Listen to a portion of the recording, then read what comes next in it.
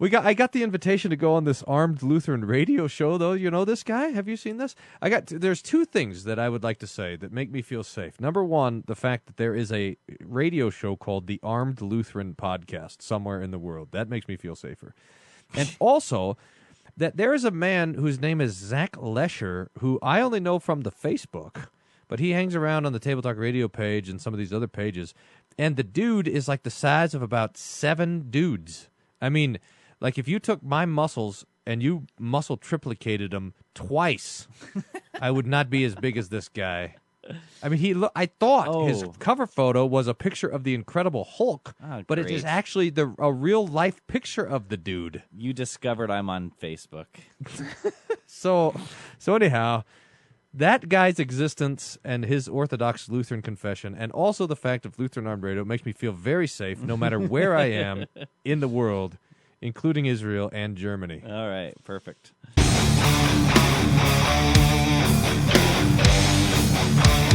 Bringing you law, gospel, and guns. This is Armed Lutheran Radio.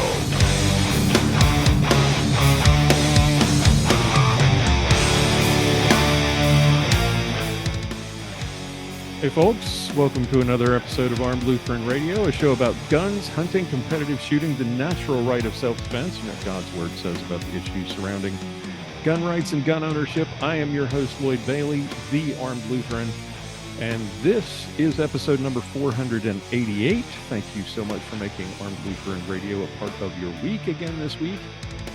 Thank you to all of the members of the Reformation Gun Club for your support. Hope you will, for those of you who are new, I hope you will come back and listen again next week to episode 489 for those of you, and check out the back catalog, all the great episodes that we have posted over the years.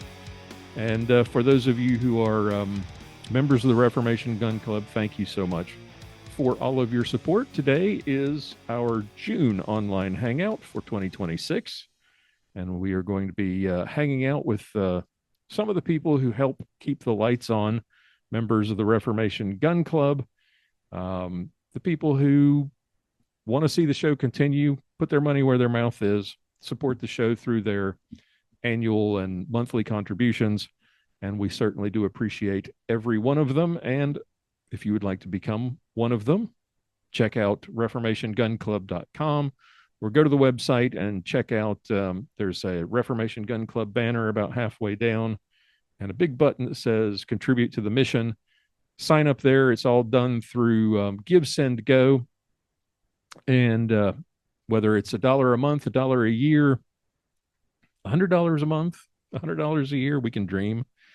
We certainly appreciate every penny. And thank you all so much for your support. And we hope you'll come join us and be a part of July's online hangout. All right. Well, let's meet some of these fine folks.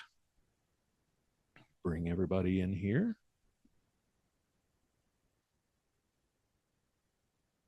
Let's see. David and Matt. Donnie. Got 2 Davids tonight. Matthew's with us. I haven't seen your face in ages. And we got some new faces once they connect. Oh, I've been around before. There we go. Donnie live from Glasgow, Montana. I'd make that Sydney, Nebraska. Oh, Sydney, Nebraska. Okay. Cool. Some gets ordained on Sunday. Say that again? Peter gets ordained on Sunday. Oh, that's right. That's right. Excellent. Well, congratulations to Peter. Tell him congratulations from all of us. He's probably there. There he is. Yeah. Well, congratulations. That's awesome. Thanks. All right. Drippin' Tiger Pride. Here's Troy. Welcome aboard. Hi, gentlemen. First time. Appreciate you all allowing me to join y'all. Thank you. Joining from just outside of Austin, little town of Dripping Springs, Texas. Dripping Springs. It's outside of Austin. I don't make my way down that way very often. But you are a member of Pastor Wolfmueller's flock, is that correct?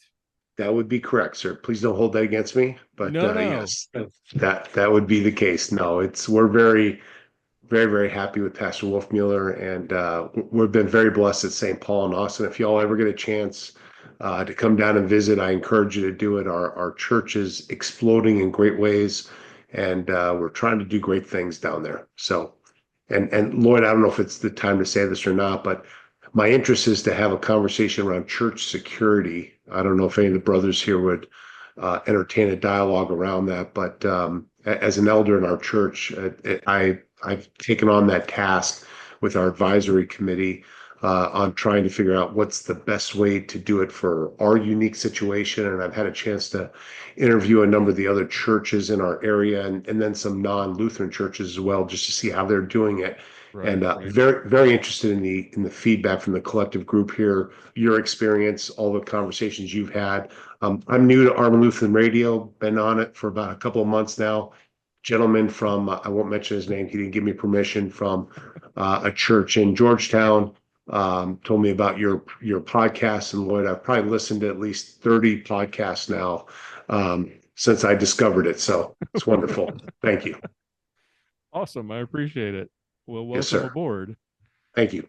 We always we're always partaking of something on the Friday night when we're getting together for our online hangout. So start us off. What are you imbibing this evening? Well, I knew as amongst good people, I am enjoying a little bit of the brown water here. Yes. Very nice. This would be the Texas blend that is found here in Texas for the Texas folks here pretty frequently. It's a blended whiskey. It's very good. Strong notes of vanilla. Strongly encourage you. There we go. Yes, there you go. Right there. That's exactly it. It's my regular weekend partake. I'll have a couple fingers, and a little bit nervous here being on the camera and all that kind of stuff. So appreciate you allowing me to enjoy it. Thank you. You're among friends, so no worries. Thank you, brother. All right. The other David, not David Scott. We'll get to you in just a second. David, how are you? You're out in the wilderness. What are you up to? Introduce yourself to the group and I was here like 3 or 4 months ago. I'm in the Sacramento area, basically.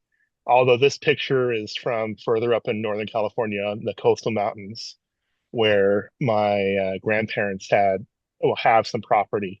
Well, they passed away, so it's gone to my uncle. But yeah, and then Sacramento area.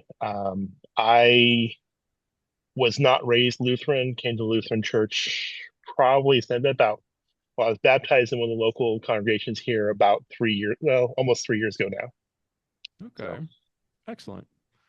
You're among friends. We're not all Lutherans here, and I grew up Methodist, so. Well, I for all my sins, I grew up LDS, so yeah. Well, welcome home. Amen. Amen. And as for what I'm up to, I managed to talk myself into sort of online talking with somebody.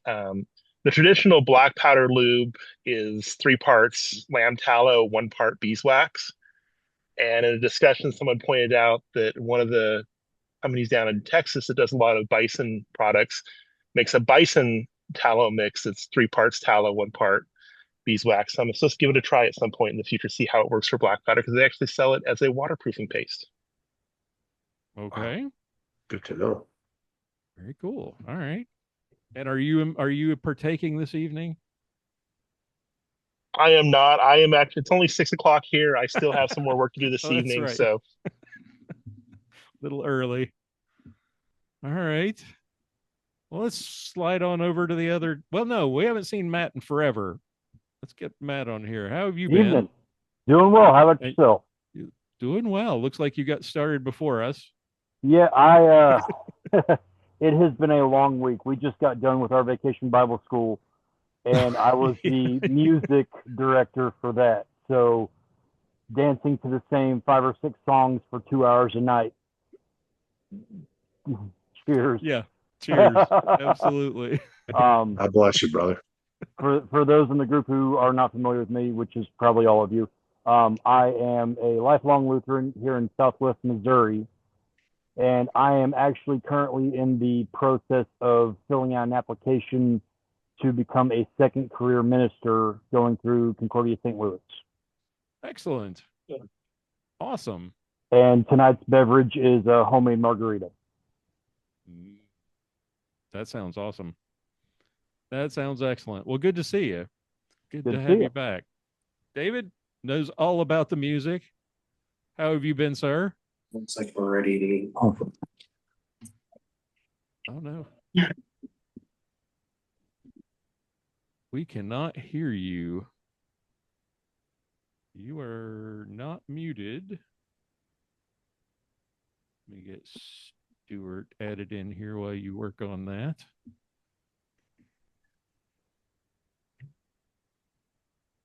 Oh, and Pastor Bennett is with us.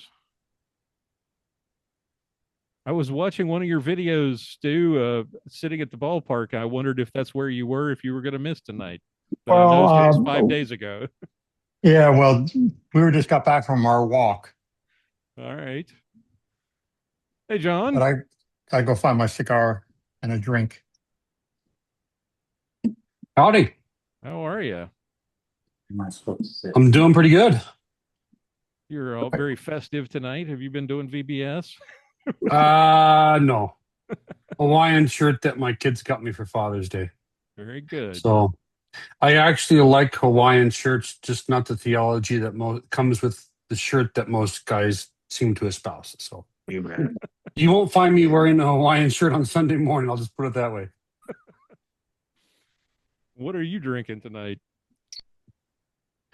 I am drinking homemade Applejack moonshine. Oh, wow. Came in a legit mason jar. So I was doing it the right way. Making a shut-in visit.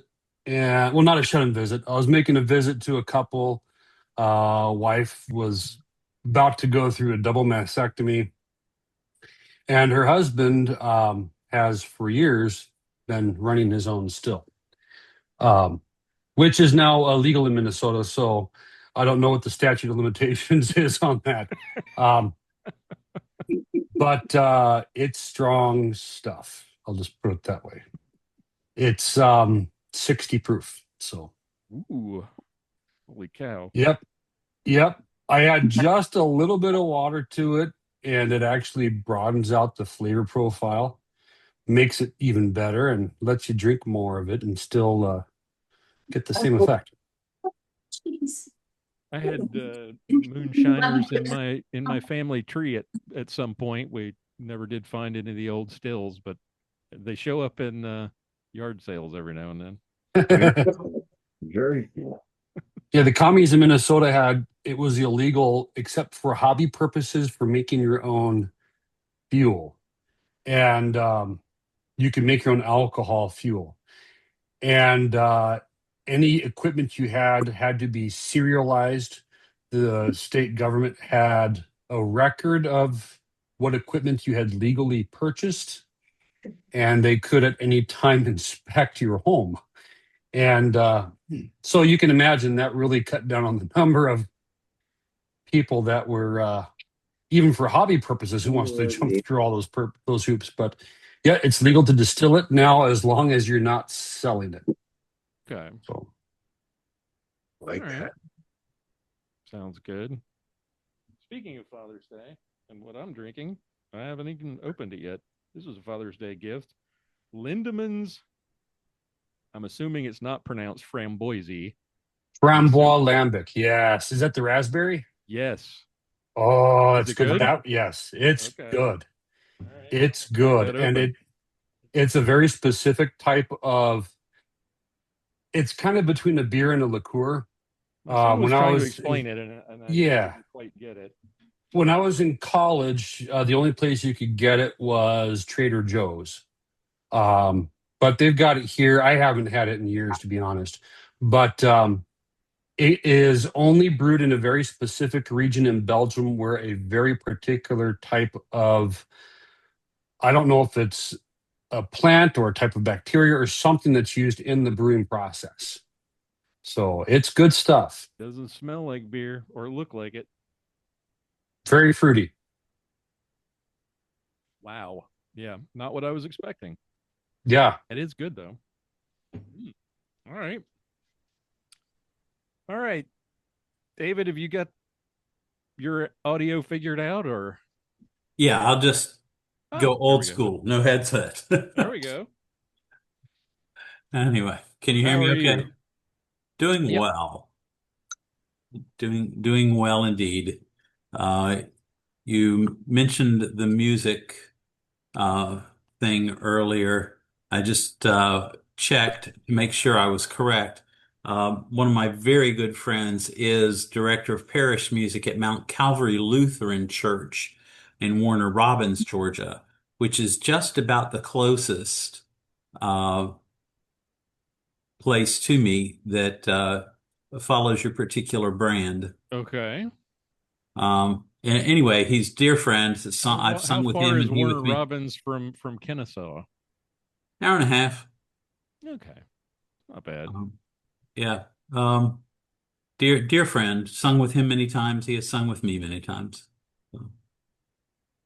Anyway, but that's actually how he grew up. So he's happy to be back in the Lutheran world. Anyway, but that's just a big deal. So that's all done, getting ready for Christmas now. So that's months and months of prep. Oh yeah, well, Christmas has been in the bag now for 2 months, except for 2 commission pieces that we're doing. So amazing stuff. Yeah, so the arranger should have those before we start rehearsals. Do you ever record or do video of any of your shows? And if so, where do we find it? YouTube, Georgia Festival Chorus. I am going to go check it out. I've been meaning to ask you about that. Yeah.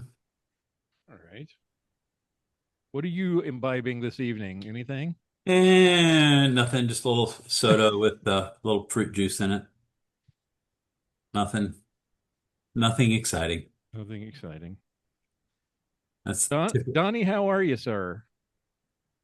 Well, 2 weeks ago today, I had a knee replaced. So, wow. How's the new one? It was challenging driving down here. About 13 hours.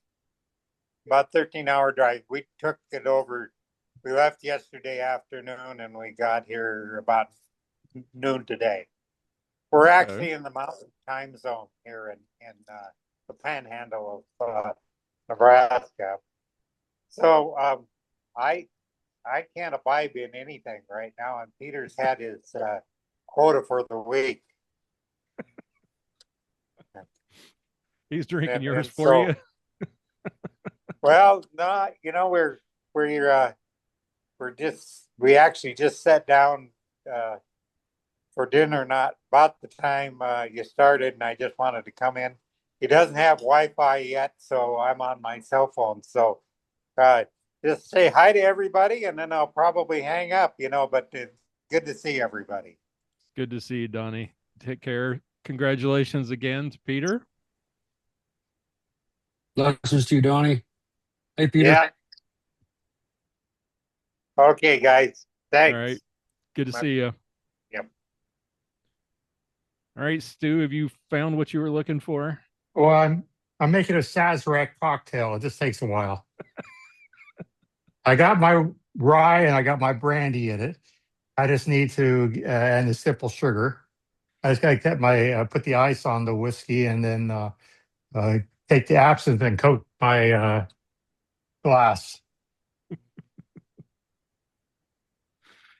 Love how the camera follows him around. I am actually standing up if I'm trying not to bounce the camera. Every time I put my hands on the desk, it bounces. I ended up buying not one, but 2 standing desks because I sit all the time. And I figured probably better for my back if I don't do that. So if the camera angle looks weird or if it bounces any, I will try to avoid slamming my hands on the desk. All right, while Stu is still mixing and preparing, let's discuss Troy's topic here. Let's Troy, John, were you here when at the beginning did you hear Troy's intro? I did not. Okay, so Troy wanted to talk about church security, and he's been talking to some churches in his area, both Lutheran and non-Lutheran, getting ideas about how to handle their particular situation.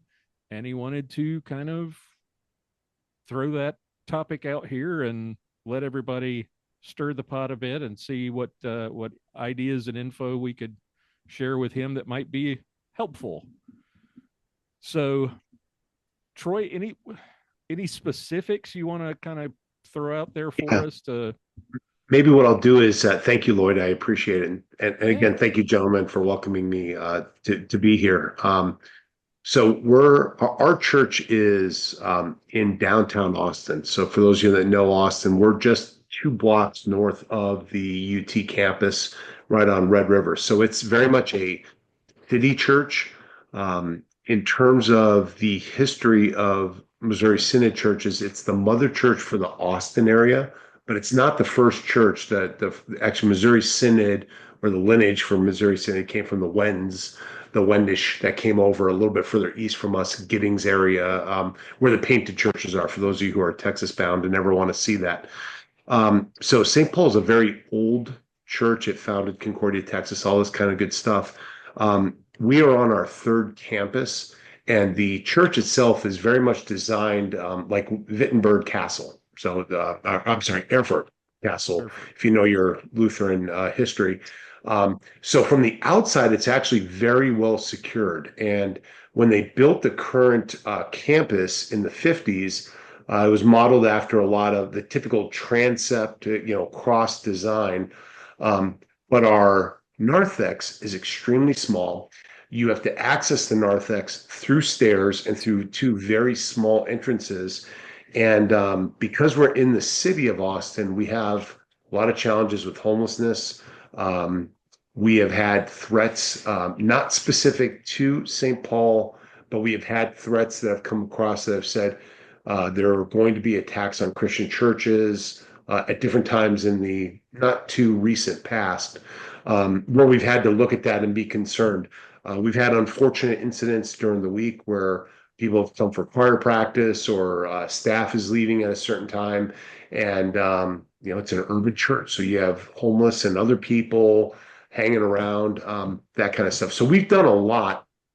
And really what I'd love to hear from the brothers here are how you guys are approaching it. I'm not looking in the Missouri Synod. There's a lot of debate right now about the proper role of should you be armed in church, concealed carry or not, that kind of stuff. I'm happy to share what our policy is right now, but I'm really looking to learn from the other brothers here on how y'all are doing it, the debates that you've had about that. We have kind of come to the conclusion, at least from the Board of Elders standpoint, that I should disclose. I come from a military family. I'm a West Point guy. I was in the military myself. We've consulted with a lot of LEO. We have retired LEO in our office, in our congregation.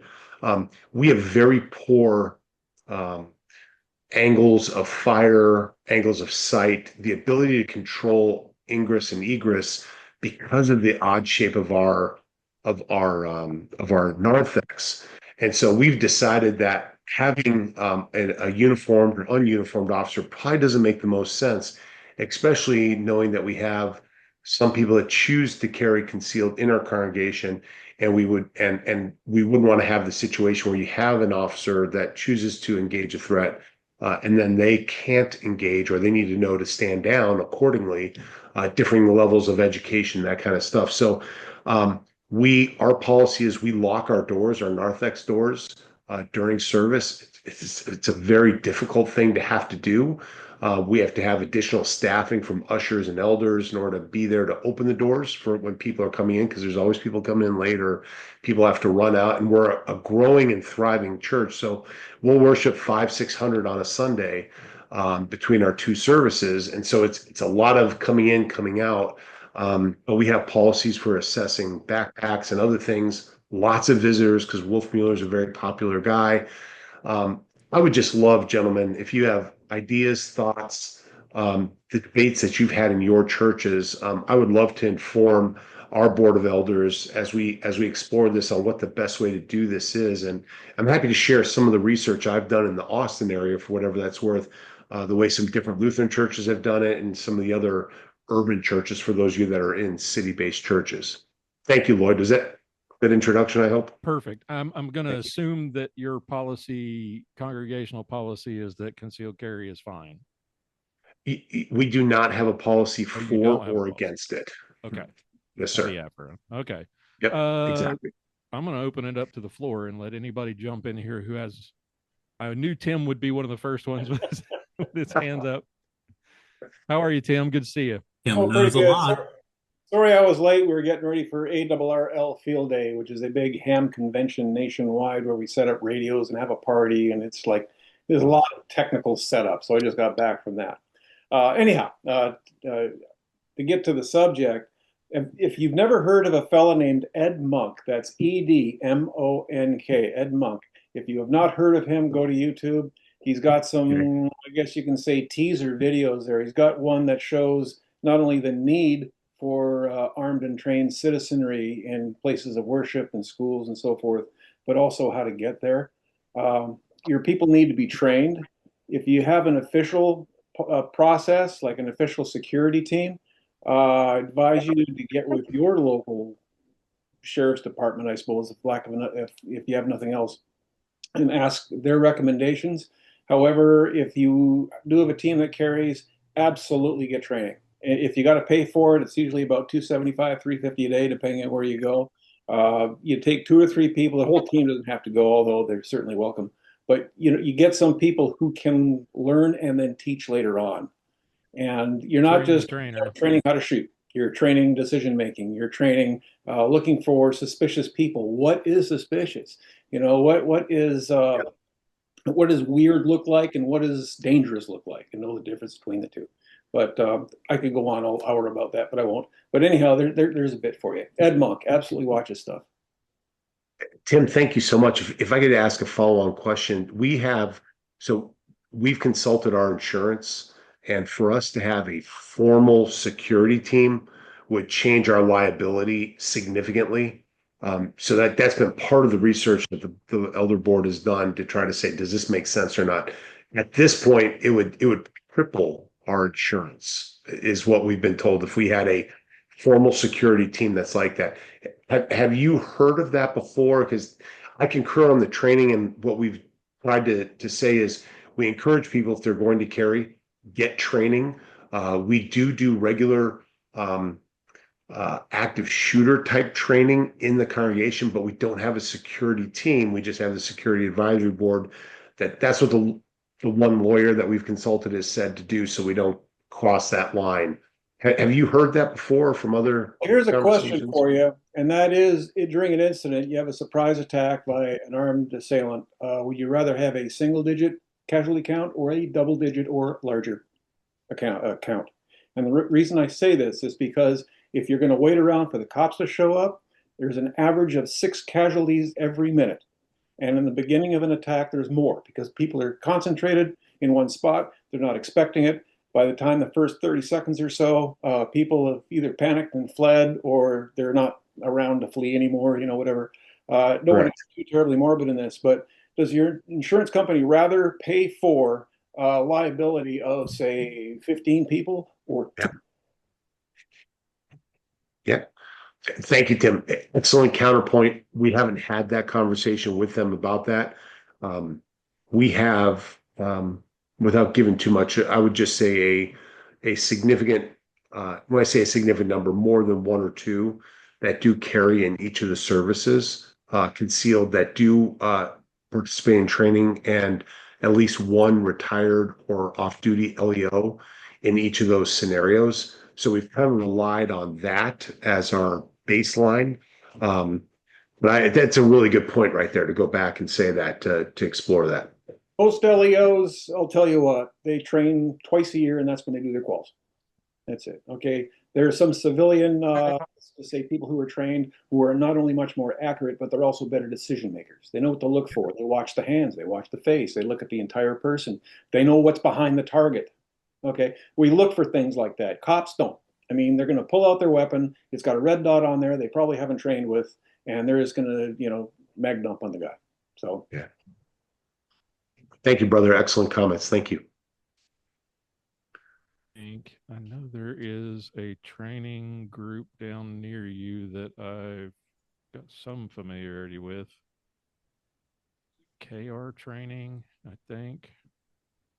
Central Texas. Have you thought about hiring a security group? I mean, we don't have anything, but the Greek Orthodox Church here in Pensacola, they have a security outfit that provides security for their church, their congregation.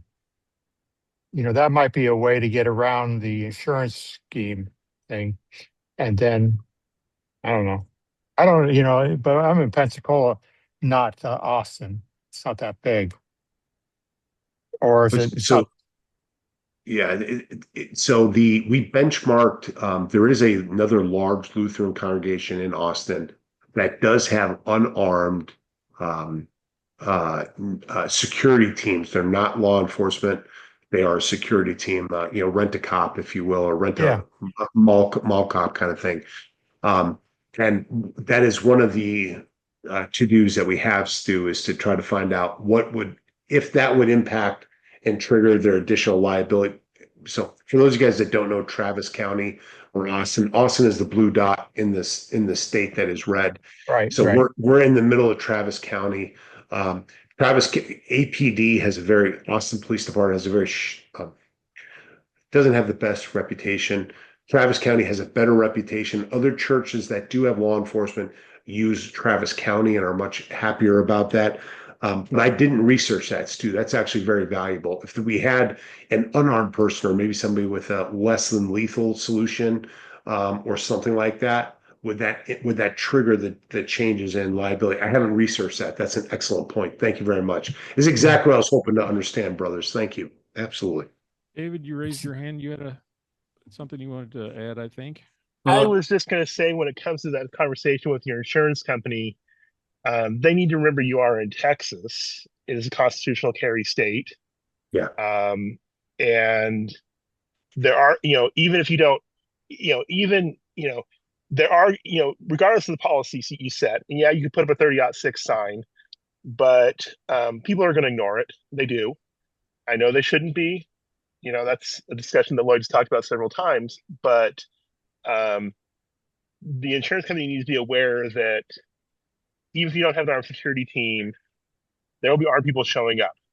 And that is something they consider is,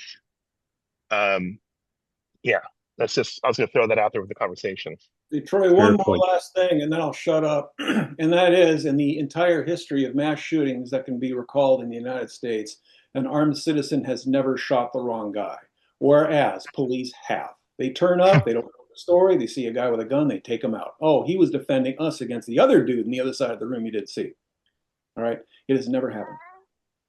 Thank you, there was that case in Colorado, was it, where the armed citizen intervened to help an officer who was shot, and the responding officer shot the armed citizen. What just happened the other day in that shooting in Montreal? In right? Montreal, the cop shot an unarmed rabbi. Yeah. Yep. Crazy. So thank you. Our situation, Troy, is similar but quite different, of course. First, I'm in a Baptist congregation. So policy and polity are different. Yep. However, we also live in Kennesaw, Georgia, which has a unique city ordinance that all heads of households are required to own a firearm. and Georgia is constitutional carry. Cool. And the number one case lawyer for Georgia gun law goes to our church. And a couple of interesting things. Anyway, however, we're talking about firearms so much, and I recognize armament is a big part of what we do. But we find that really more than 90% of what we deal with has nothing to do with being armed. It has everything to do with understanding what's going on around the congregation. Are your team or people, do they have radios?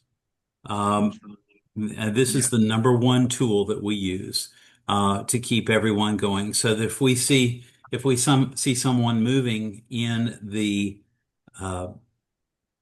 sanctuary, the people in the back, we play a zone defense. In the sanctuary, we have two services. We have anywhere from 600 to 1,000 people, depending upon what's going on, in two different services total. But we play zone defense for the congregation, and then we play man-to-man for the pastor. So we have a person who is uniquely assigned to the pastor at all times. So such that because he would be the magnet for trouble, we feel. And we know this from personal experience. So we play zone defense. But if somebody's moving, we do an altar call. Our denomination does an altar call. Yeah. When somebody moves, the people in the back zones are picking that up and are relaying that. We have a little old lady coming down the right aisle, or somebody gets up in the middle of a service.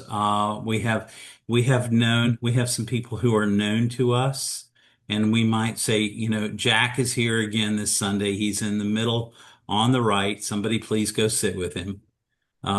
So most of what we do, and we have a lot of medical that goes on. So we're all, CPR, AED, first aid trained. Very good.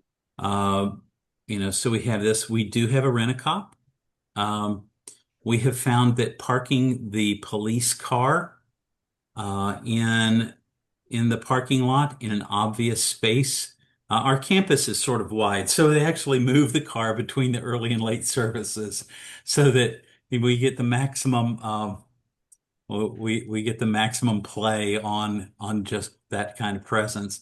But that person makes rounds, as it were.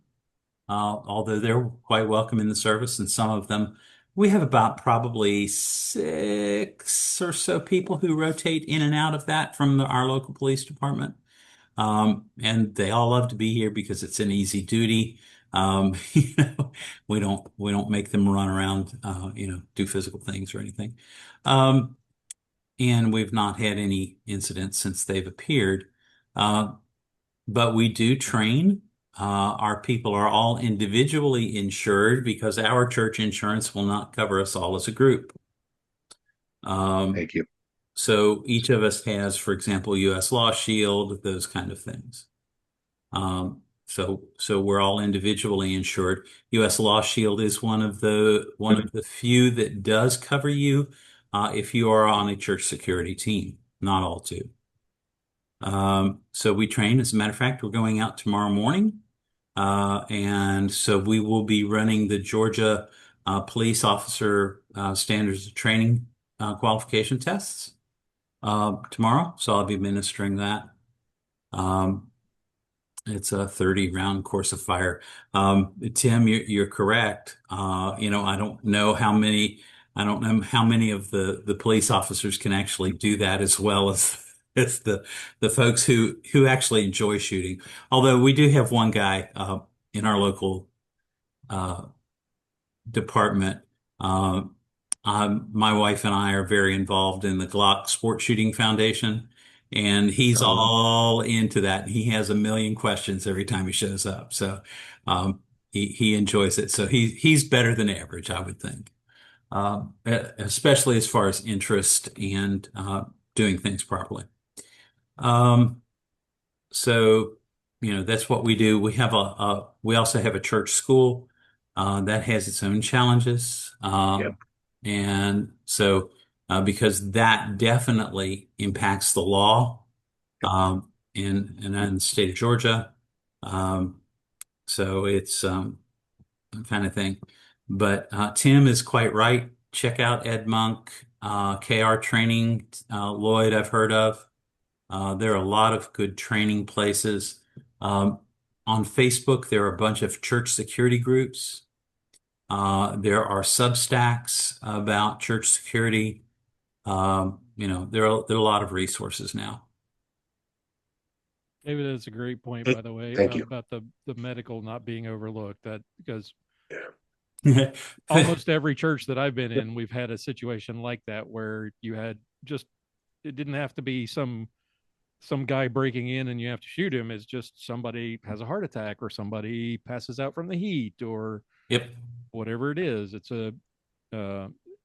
definitely something that you should make sure that your team is ready to deal with.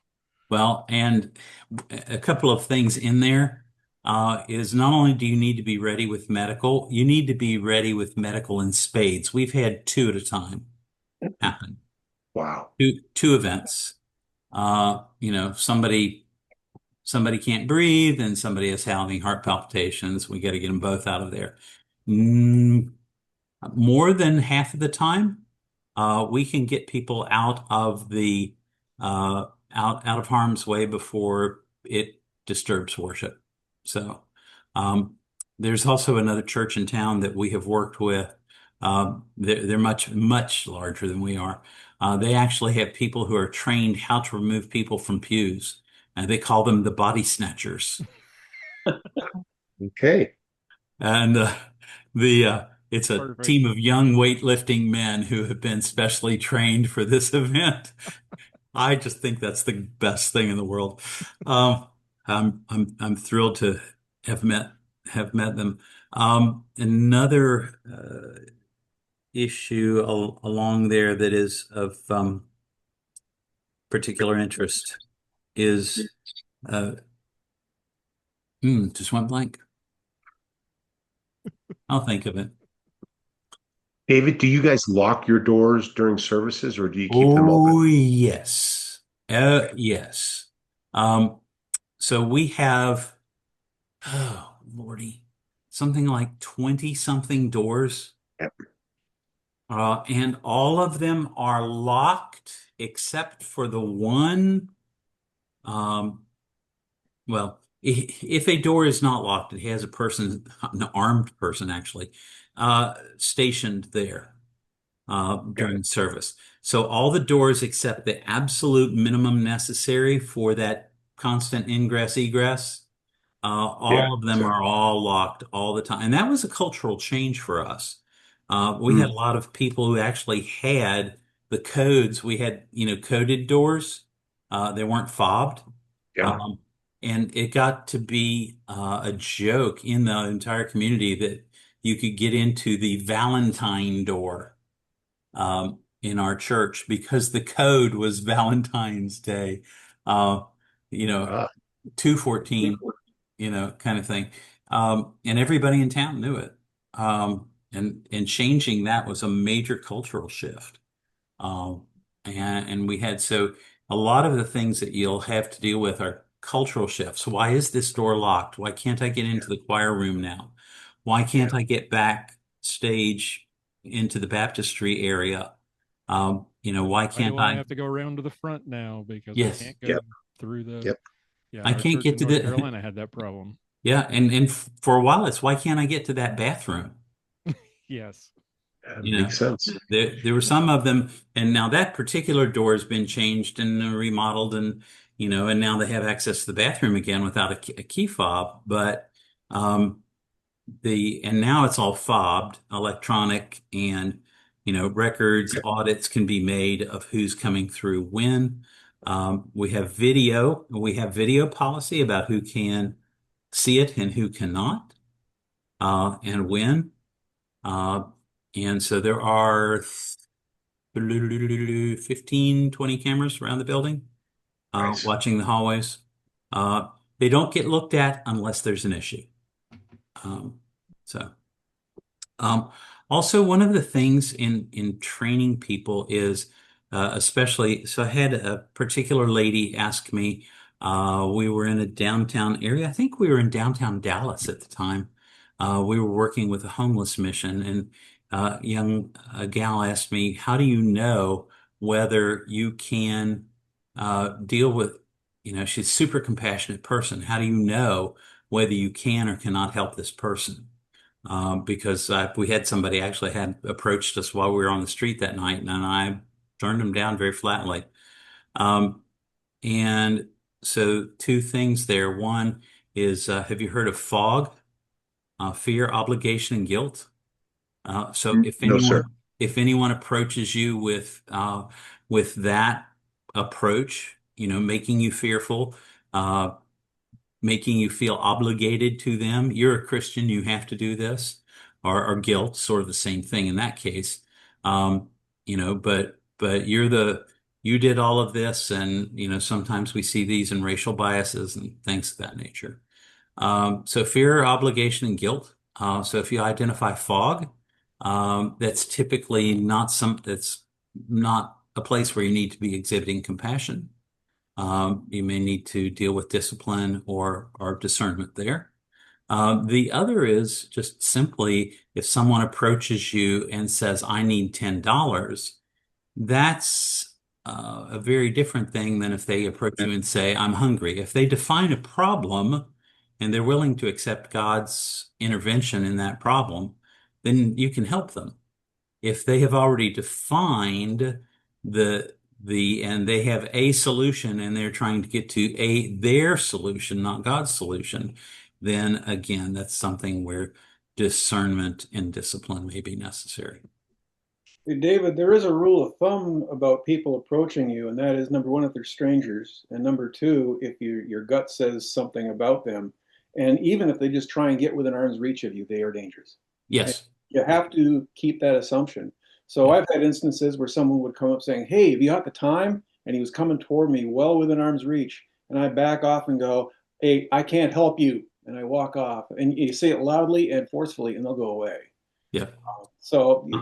Yeah, it's things called furtive movements too. You got to watch someone's hands. If they're reaching into their pockets for no apparent reason or reaching in their belt line for no apparent reason, you have to regard them as a threat. I mean, then that's where training comes in. I mean, you need a lot of that stuff. It's not just, a couple of days learning how to shoot and you're done. I mean, you got to learn psychology, you got to learn decision making, you got to learn even ballistics. I mean, is it even worth shooting somebody kind of a thing? But anyway, go ahead and carry on. No, you're really right. And by the way, Troy, what Tim did right there when he put up his hands like that, that is probably the single best defensive move that you can start with when you start telling people about dealing with things. You can move quickly here when you're here.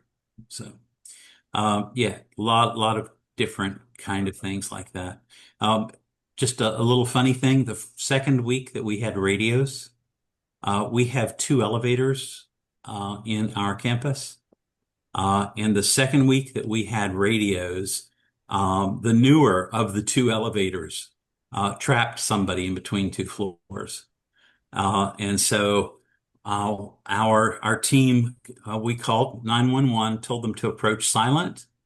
And I drew the straw to meet the first responders and get them to the right place. But our lead was making directions and had our people stationed in the other. So it was all handled on the radio, and we have radio protocols that we use. For example, if we say that we're, if somebody's getting a little hot and heavy, we just say, no, I'm over here in blah, blah, blah, part of the building. And, I cannot go see Pastor Smith right now. Well, that means we need Pastor Smith, or we need this person. I can't go see Ed. I'm sorry. I can't get to you. I'll be with you in a little bit. Well, that means Ed needs to come running. So, just little sleight of hand, but we really haven't ever had to really use that much. So, David, it sounds to me like beyond just the firearms training, you guys have got a lot of work that you do together to coordinate all this stuff so you know exactly what everybody is doing every Sunday. So we meet on a monthly basis. We have a little business. We need some more wheelchairs and, kind of stuff, or we need this added to the med kit. We review any incidents that have happened. We had we had a doozy. We didn't know a saxophone player was coming. Well, this guy comes in with a long hair, and we're not in a sort of long hair kind of place, and carrying a saxophone case. Nobody knew it was a saxophone case except me. And I'm in a different part of the building. I'm rehearsing with another group for worship service. What was the call sign for that? Oh, Lord. The guy just got he did get stopped, and he did get asked what's in the case, and he did show his saxophone because and his buddy was a little upset at it, but it's like, hey, we've got to keep people safe, and we don't know what's going on.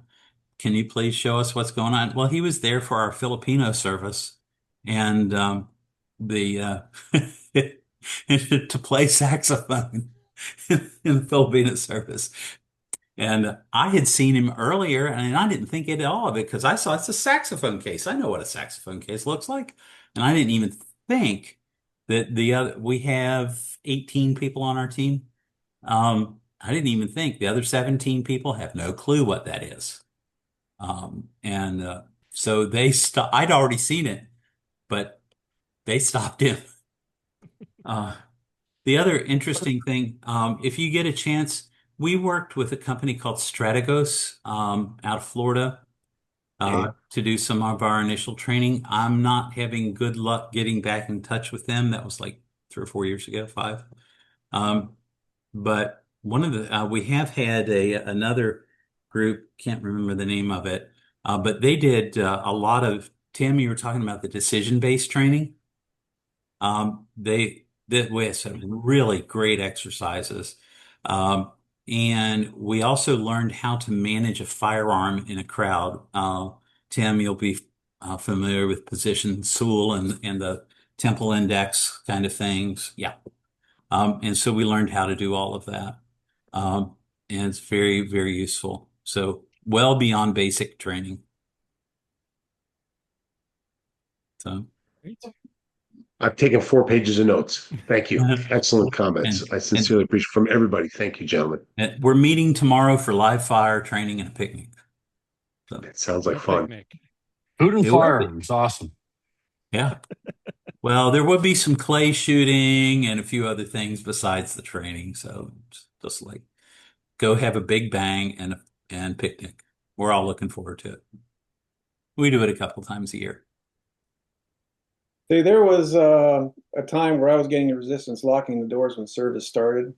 And what kind of woke a lot of people up was, I think it was a year ago on Good Friday, we had a homeless gentleman show up. He poked his head in the door and he just wanted, a bottle of water and, okay, we can do that. And there were 3 women that were behind me when the guy showed up. And it's like, we have homeless turn up all the time. I really didn't think a lot of it. But when I came to the front door again, this gentleman's now inside the church and he had a revolver in his waistband. And it's like, dude, you got to leave now. And he goes, what? But go. You have a firearm. You're out of here. I wasn't being kind. I wasn't being compassionate. Definitely not Christ-like. I threw him out. And so you got to lock doors, because what if that guy wasn't quite so compliant? What if he decided today's my day and he pulled that thing out? Yeah. We found one asleep in the baptistry once. Yeah. In Baptist church, baptistry is a swimming pool kind of thing. Yes. Not. The big bathtub. Mm-hmm. Well, Troy, it sounds like you're already doing a lot of what you should be doing. Yeah. I mean, the biggest thing is controlling the flow of people and access to the building. Mm. From a technology perspective, it's the type of door, shatterproof glass, that kind of thing. Yeah. But also, and this is something that, when you lock doors, so that, I'm assuming that there's the crash bars so that exit in the case of an emergency isn't a problem. Yes, sir. Yeah. Yes, sir. That's something we don't have at our church, but I'm also in a much different scenario where we're in the middle of nowhere. And it's law enforcement response is probably a good half hour away, which is why I carry in church. But yeah, it sounds like you guys already are doing exactly what you should be. Well, thank you. We took advantage. I shouldn't say we took advantage. We used the shooting in Sutherland Springs we had been discussing locking the doors, and we used that as the crisis to make that change. And there was very little pushback. At that time, the church was not growing like it is right now. Our church is experiencing phenomenal growth. So we'll have 50 to 60 visitors on a Sunday, and it does make it hard to greet them. Again, there's some unique layout challenges here, but it's worked. It's our single biggest saving grace. When we first brought a consultant out to give us a security threat assessment, he made a number of recommendations. We've spent probably in excess of $200,000. Thankfully, we're blessed to have those resources. That included new doors on both sides of the narthex. That included windows, but windows that cannot be broken. They're slit windows so you can see, but they can't be broken in to get to the bars. We have a layered video surveillance system complete with key cards and access pads, some of which are on timers. The school is on a separate system. We do have the ability for the pastors to be able to access all the video feeds on their phones. Now, the pastors are busy, but all the elders and those assigned to security have the ability to access them and go do that. I just want to say, David, in my research and going around and profiling the different churches in the greater Austin area, communication was by far the single number one tool that people used. And just like what you said, even a very prominent Baptist church in Austin, I won't mention its name, who has had law enforcement. They have 3 law enforcement on every single Sunday, including a car out front. They have never had a single active shooter incident. Now, they've had people who need to be removed. And it's funny, you talked about the guys that pull the people out of the pews. They had 2 of those situations. And they talked about how difficult that was to have to remove somebody that didn't want to leave and what that did like that. But thank you, Pastor Bennett. That is where we're at today. So I think for where we're at, what I've heard from you guys so far that's been really helpful, we have not trained. We've trained in de-escalation. We've trained in profiling. We've trained in communication. We have trained in medical, although I don't think nearly well enough, just based on just some of the comments in the chat here. But what we haven't, I don't think we've trained on behavioral recognition to the point where, Tim, like you talked about, you knew to look when the gentleman, the homeless guy, that he had something in his waist, or that somebody wasn't, they had the shifty eyes. That's different than just saying, do they have a black backpack? That we don't know what that is. It's recognizing behavioral patterns, and we've never trained on that. And that's something we can do today, regardless of liability concerns or other things. We can recognize different things, and at a minimum, at least lock the doors or engage those elders that do carry or are comfortable with engaging people like that. So thank you, gentlemen. This has been more than I ever expected to get already. So I so appreciate it. The number one thing, we have an acronym for it, JLDR. Just don't look right. That's the number one thing you want to pinpoint. That makes sense. Do remember where you are. I mean, Armed Lutheran. I mean, do me a favor and tell Pastor Wolfmueller I said hello. He's a classmate of mine. Is he really? Oh, that's fantastic. Yeah. That's wonderful. Oh, I will absolutely say that. That's great to hear. That's great to hear. Awesome. I actually said hi to him a few weeks ago. Didn't know him other than that, but he was he did a workshop over here in Folsom, not that far from here. So he was over here in Sacramento. That's area. Right. That's right. He sure did. That's exactly what he told me about that. That's right. Awesome, David. Very cool. Very cool. Never had the pleasure of meeting him. I interviewed him a couple of times on the show early first couple of years, and he wrote I transcribed one of those interviews for the book. So always enjoyed his stuff. And I remember seeing one of his videos when he first got the job in Austin, climbing all the way to the top of the bell tower. So you do have a great observation point. If you want to send one of your guys that draw straws, and whoever gets the short straw, send them to the top of that bell tower. That looks scary. Stu, you're enjoying a cigar, and you're a man after my heart as well, as you're enjoying that. Well. And our pastor, kind of a cool story I'll just share, since I think you brothers would all appreciate it. My previous pastor, Mark Knuckles, who still serves, even though he's retired, in a couple of different synodical roles, was a cigar guy, and all the elders had to be able to partake and enjoy cigars with him. But that was his favorite place. We have a very tall tower and bell tower up there, and it's incredible views. If you can navigate the rickety, tiny ladder to get up there, which my former football playing frame doesn't support very well anymore, but he would be up there on a regular basis enjoying cigars. And if any of you would ever want to come to Austin, I'd love to entertain you with a cigar. We continue the tradition with our men's Sunday night, once a month, fire pit out in our courtyard, where there's lots of men that enjoy cigars and this type of dialogue. So thank you. Very good. Pastor Bennett would like that, wouldn't you, Yes, John? I would. Yeah. Got my humidor sitting right up there. Right over your right shoulder there. Fantastic. Yeah. I Count me switched in to on the that one too. Bovita, I'm just like you not told me. climbing that medieval tower of yours. What was that, Stu? I switched to that Bovita like you told me. You said one time. Yeah, it makes a huge difference. It's just easier. It is. It is. All right. Time flies when you're having fun. Great topic, Troy. I'm glad you were able to make it, and I appreciate everybody's input today. Excellent stuff. Anybody got any last thoughts before we wrap up? If you haven't watched Clifford's latest video, you should check him out. Steve's not on tonight. Cliffy B. What is this? Is it Yeah. Cliffy? Is it No, Cliffy? it's just his name. Don't ask me.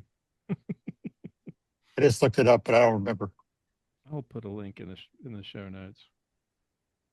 Well, real quick, I got to brag on my son. This is his second season shooting trap, and went to the state trap shoot in Alexandria, Minnesota. They have close to 8,000 high school and middle school students shooting, and he was ranked in the JV group, and he was tied for 28th overall with the boys. Don't know how many were, but it's going to be at least 1,000 shooters just in that group. Nice. And if he had been shooting at the varsity range, he would have placed like 175th, but he shot 83 overall out of 100. And then this afternoon, we were just for the heck of it shooting trap out in the yard because, well, we can do that here in the middle of nowhere. And he decided he wanted to shoot from all the way where the pine tree was, and I paced it out, and it was 42 yards. And he shot out the center of the clay at 42 yards from the thrower. So, nice. Yeah. Nice. That is a sport I have never tried, but I have always thought looked fun. It's a lot of fun. Shooting a 3-inch diameter target, moving at 30 miles an hour is always going to be a challenge. Good for him, John. That's awesome. Some of the best anti-aircraft gunners in World War II started as trap and skeet shooters. Bet they did. Bet they did. All right. Well, guys, I appreciate you guys hanging out with us tonight. It was good to see all of you. Welcome back, Matt. It was good to see you again. Good David, to be here. good to see you again. David, always good to see you. John, love you, buddy. Tim, good to see Love you. you too. Blessings to you all. Troy, welcome aboard. Glad to have you with us. Thank you, gentlemen. Appreciate your time. Have a great night. Have a great weekend, and we'll talk to you next time. Blessings to you all. God bless, man.